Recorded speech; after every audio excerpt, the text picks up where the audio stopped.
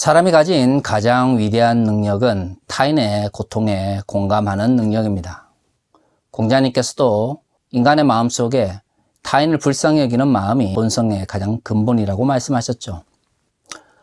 동서양을 막론하고 인간이 가장 인간답게 평가받고 또 인간이 가장 인간답게 정의될 수 있는 것은 인간의 마음속에 타인의 아픔에 공감하는 마음이 있기 때문일 것입니다.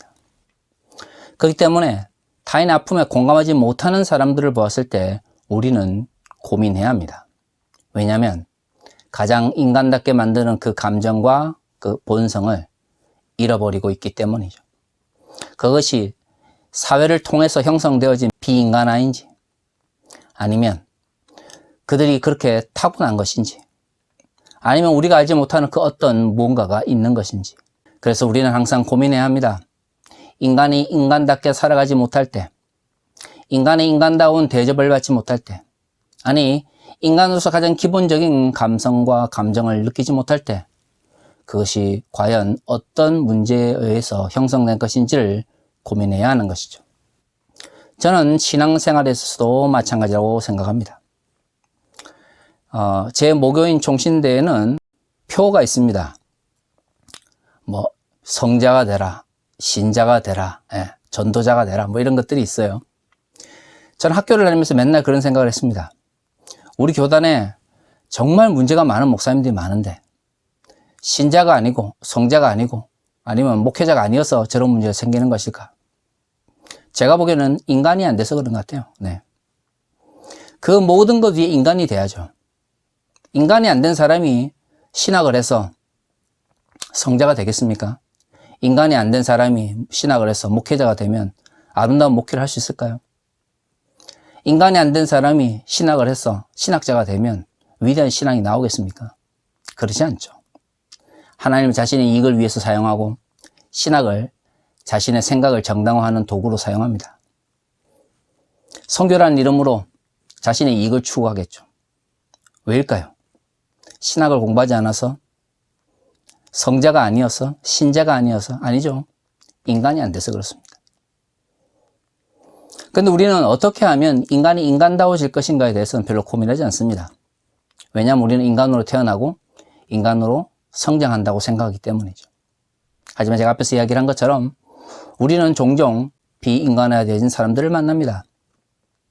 인간이 그냥 인간으로 태어났기 때문에 인간으로 성장하는 것이 아니라 인간으로 태어나도 인간답게 교육을 받고 인간답게 살아갈 수 있는 환경 속에서 인간다움에 대한 가치를 공부해야 인간이 되는 것입니다. 그래서 저는 인간다움이 무엇인가를 그리스도인들은 더 고민해야 된다고 생각을 합니다. 인간다움이 없다면, 아니 십자가에 달리신 하나님의 아들을 믿는 믿음을 통해서도 우리의 인간다움이 회복되지 않는다면, 아니 하나님의 그 사랑, 독생자를 우리에게 주신 아버지의 사랑으로도 우리가 인간다움을 회복하지 못한다면 어쩌면 그것은 믿음이 아닐 수도 있기 때문이죠.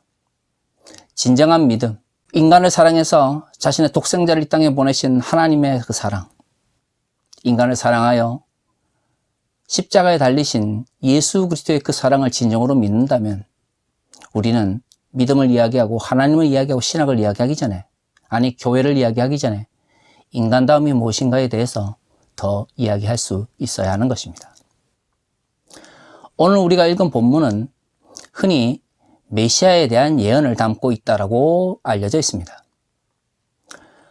물론 복음서에 보면 이사야의 여러 말씀들을 인용하고 있죠. 제가 지난번 설교에서 말하진 않았지만 이사야서 7장에는 그 유명한 임마누엘에 대한 묘사가 있습니다.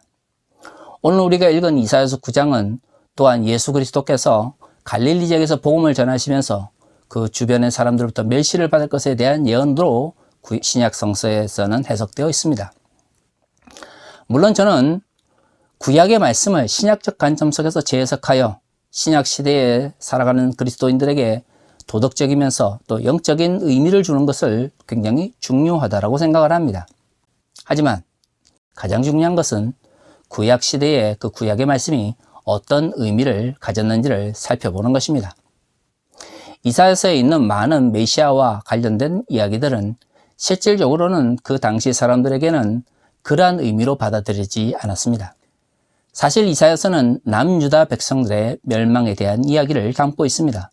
하지만 예수 그리스도의 오심과 구원자에 대한 이야기와 관련된 성경 구절을 제외하고 나면 이사야서는 그 많은 말씀에도 불구하고 잘 인용되지 않는 것이죠. 임마누엘 말씀도 그렇고요. 오늘 본문도 그렇고요. 신약 시대에는 이것이 예수 그리스도의 오심과 연관되어서 해석되어졌지만 1차적으로 이사야서 속에서는 하나님께서 남은 자들을 회복시킬 것을 이야기하고 있는 문맥 속에 있습니다. 오늘 우리가 읽은 이 이사야 9장 1절에서 4절까지 말씀도 사실은 하나님께서 남유다 백성들을 멸망시키신 후 남은 자들을 회복하실 것에 대한 예언의 연속성에 있는 것이죠. 하나님께서 말씀하십니다. 남유다 백성을 통하여 하나님의 나라를, 남유다 백성을 통하여 하나님의 백성을 만들고자 하였으나 그들이 하나님을 잊어버린 채 하나님의 말씀에 귀를 기울이지 않았다는 것이죠. 그래서 하나님께서 남유다를 심판하기를 원하신다라고 이야기를 합니다. 그러면서 말씀하시죠. 남은 자들을 통하여 새로운 하나님의 백성을 만들 것이다. 그것을 그루터기라도 이야기하고 또 남은 자들이라고 이야기하고 멸시받던 자들이라는 표현도 씁니다. 한 가지 공통점이 있습니다. 하나님께서 남유다 백성을 멸망시키신 후 새로운 하나님의 백성을 세우실 때에 그 대부분의 사람들은 남유다 백성들의 가치 속에서는 무의미해 보이는 사람들이라는 것이죠. 남유다 백성은 평등과 공의와 사랑을 원했던 하나님의 가치를 저버린 채 계급 구조 속에서 특정 계급의 이익을 위해서 사회 구조를 만들어 갔습니다. 하나님께서 그러한 인간이 만든 사회 구조나 계급 속에서 멸시받던 사람들을 향하여 그렇게 이야기를 하십니다. 남유다 백성은 하나님을 저버렸으니 이제 그들이 멸시하던 자들을 통하여 새로운 하나님의 백성을 세울 것이다. 사실 이사야서의 꽤 많은 말씀은 남은 자들, 멸시받던 자들, 하나님께서 세우실 새로운 하나님의 백성이 어떠한 모습으로 살아갈 것인가에 대한 이야기를 하고 있죠. 임마누엘에 대한 예언도 마찬가지입니다. 많은 이스라엘 사람들, 즉 남유다 백성들이 하나님의 기적과 하나님의 능력을 외면한 채 하나님께 그 어떤 것도 기대하지 않을 때 하나님께서 임마누엘을 통하여 이스라엘 사람들, 즉 남유다 백성들이 전혀 생각하지 못했던 놀라움을 그들에게 베풀 것이라는 것을 이야기하고 있는 것이 이사야 7장의 말씀입니다.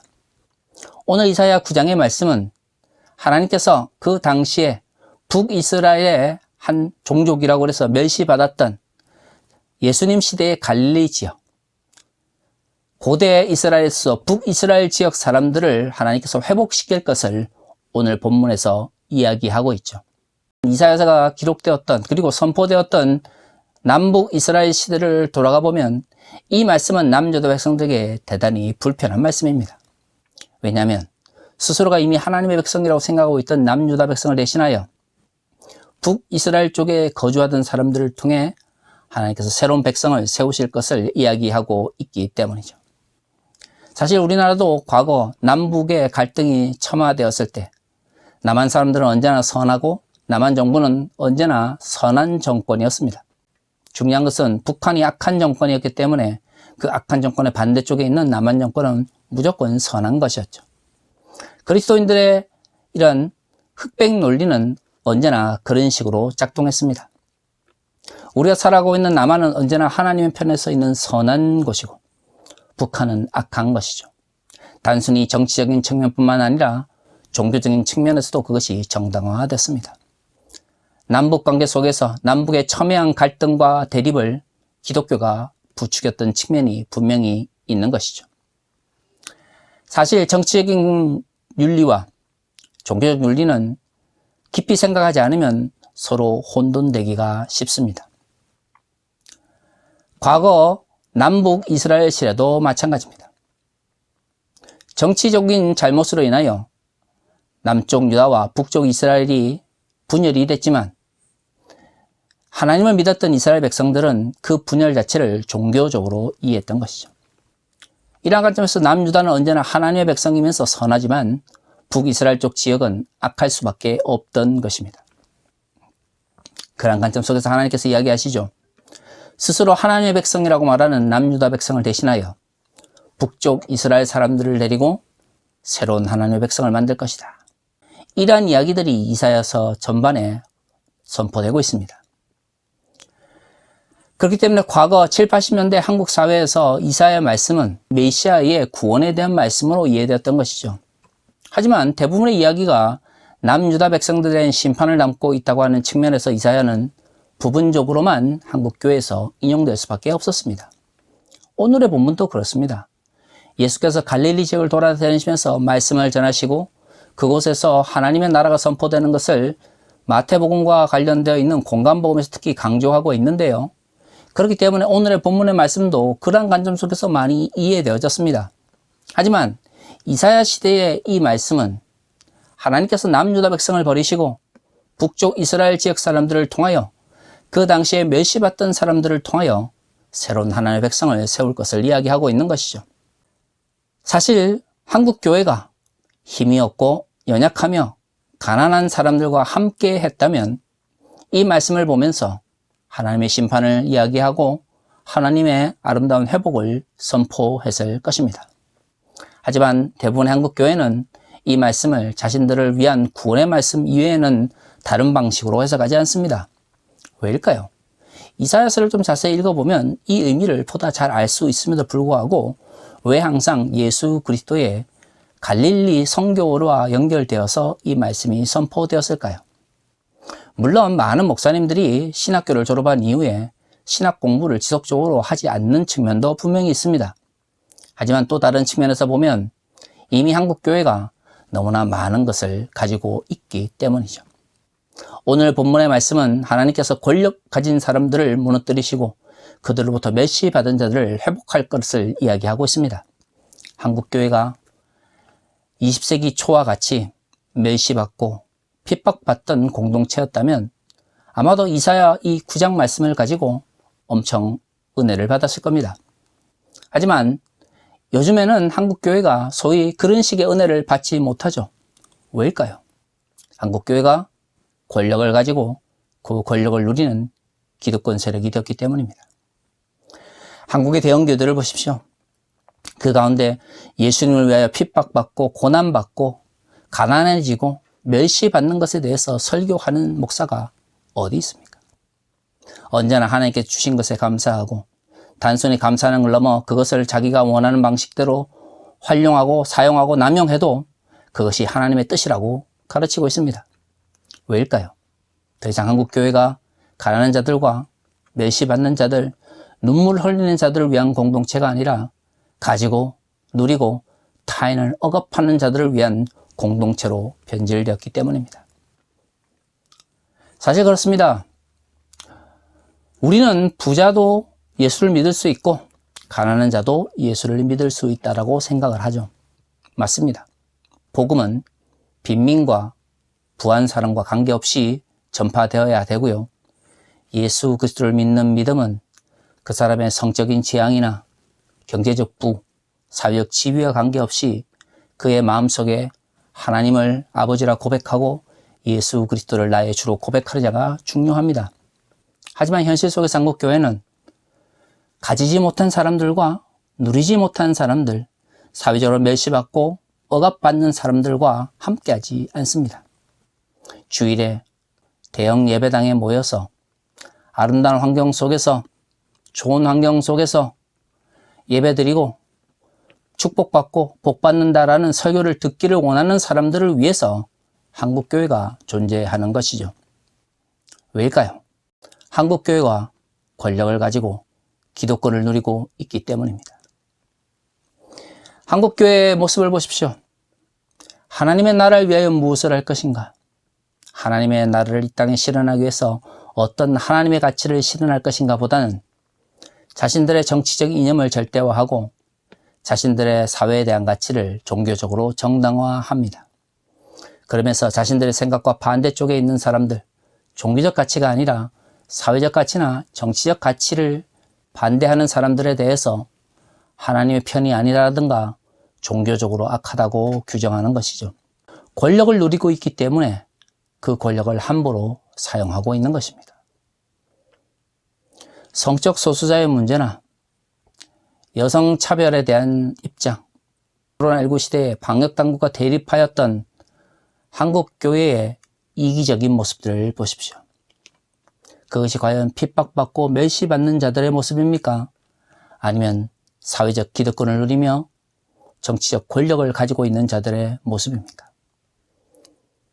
재밌는 것은 한국교회에서 특히 보수적이거나 기독교 근본주의에 함몰되어 있는 교회에서 남성 담임 목사에 의해서 여성 성도들에 대한 성폭력의 문제가 발생하거나 담임 목사가 자신의 이익을 위해서 교회 헌금을 함부로 사용했을 때 대부분 그 목사들이 자신을 피해자로 코스프레 한다는 것이에요. 돈을 떼먹고 타인에게 폭력을 행한 것은 그 잘못을 행한 담임 목사인데 그 담임 목사가 자신의 잘못이 밝혀지면 언제나 자신은 피해자라고 이야기를 합니다. 최근에 한국 교회가 방역당국과 대립하면서 하는 이야기가 무엇입니까?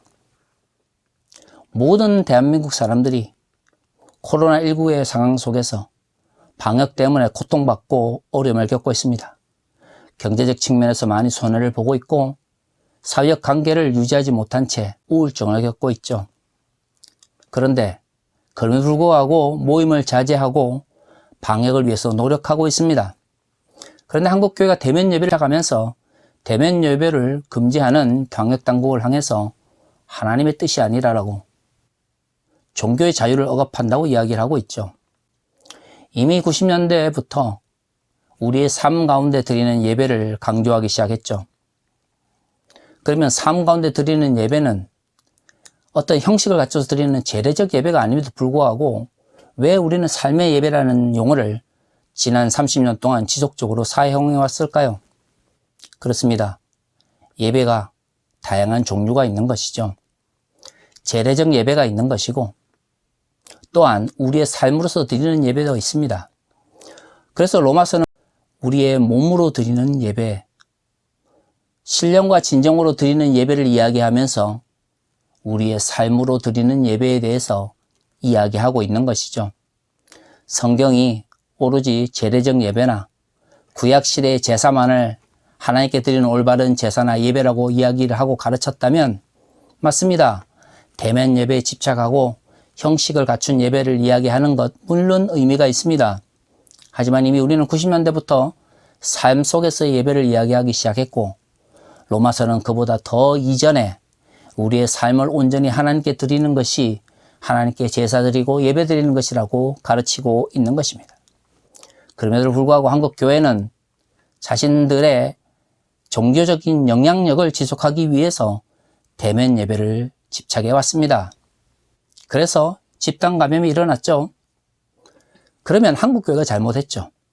그런데 언제나 한국 교회에서 대부분의 지도자들은 한국 교회가 방역당국으로부터 억압을 받고 있는 것처럼 자신들이 피해자인 것처럼 코스프레를 펼칩니다.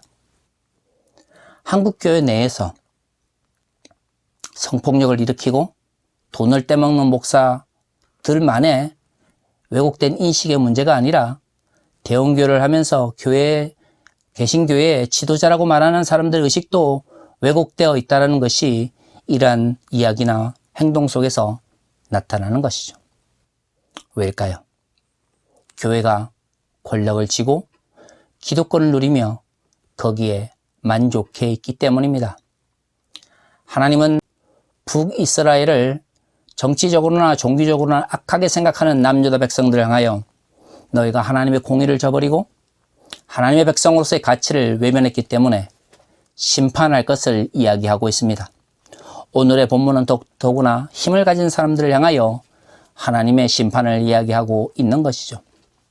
그런데 한국교회는 이제 더 이상 이사야의 그런 말씀을 선포하지 않습니다.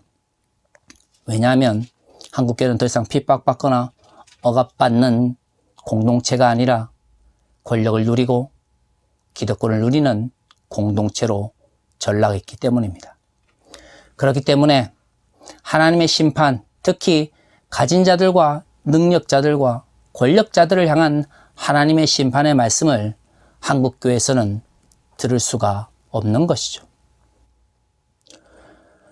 정말로 묻고 싶습니다. 예수 그리스도를 하나님의 아들로 고백하고 우리의 구세주로 고백하는 그리스도인이 왜 그리스도인이 되었을까요?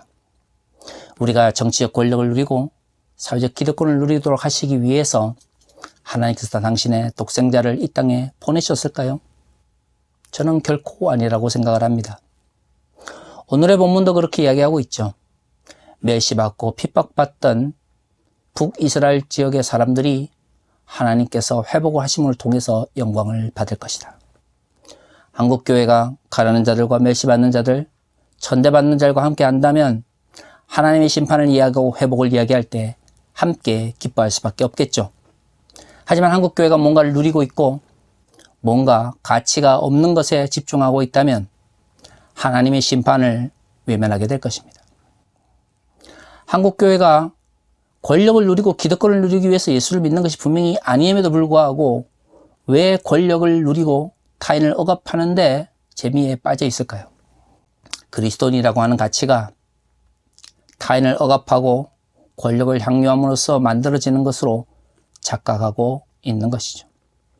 그런 사람들이 하나님의 이름을 욕되게 하고 종교적 권력을 자신의 이익을 위해서 사용하는 것입니다. 사랑하는 성도 여러분, 여러분들은 왜 그리스도인이 되셨습니까?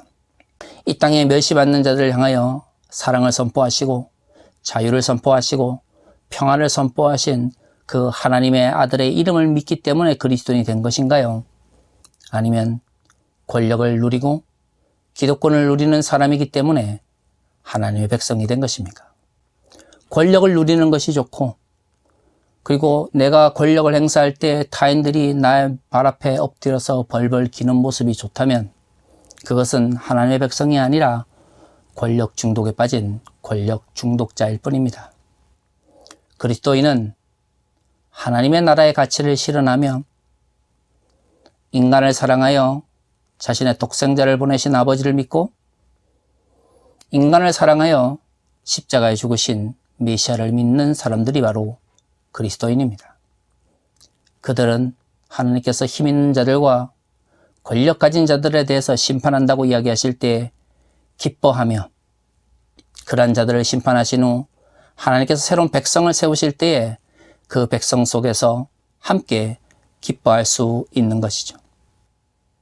저는 그것이야말로 진정 구약을 올바르게 신약적으로 해석하는 것이라고 생각을 합니다. 사랑하는 성도 여러분, 우리는 어떻게 그리스도인이 되었습니까? 우리가 뭔가를 누리고 뭔가를 더 가지기 위해서 그리스도인이 되었다고 생각을 한다면 여러분들은 그리스도인이 아니라 권력 중독자이거나 아니면 돈의 종이 되어 있는 사람들입니다. 그 모든 잘못된 사회적 가치를 배격하고 하나님의 공의와 하나님의 사랑을 이야기하며 가진 자나 누리는 자들이 아니라 이 땅에 멸시받고 천시받는 사람들과 함께하며 그들의 눈물을 닦아주기 위하여 노력하는 진정한 그리스도인이 되었으면 좋겠습니다. 그것이야말로 그리스도인으로서의 올바른 정체성을 가지고 이 땅을 살아가는 하나님의 백성의 모습일 것입니다. 다 같이 기도하겠습니다.